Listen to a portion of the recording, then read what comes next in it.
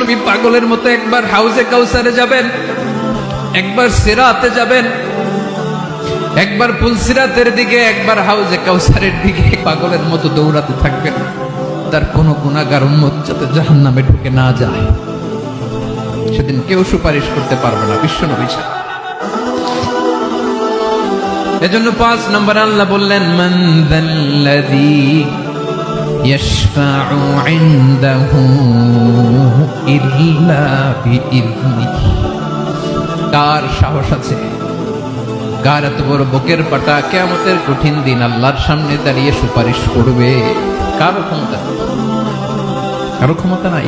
বিশ্বনবী সেদিন সিজদায় পড়ে উম্মতের জন্য কাঁদবেন, সবাই কাঁদবে, নফসি নফসি, আল্লাহ আমারে বাঁচাও, আল্লাহ আমারে বাঁচাও। বিশ্বনবী বলবেন, উম্মতি উম্মতি।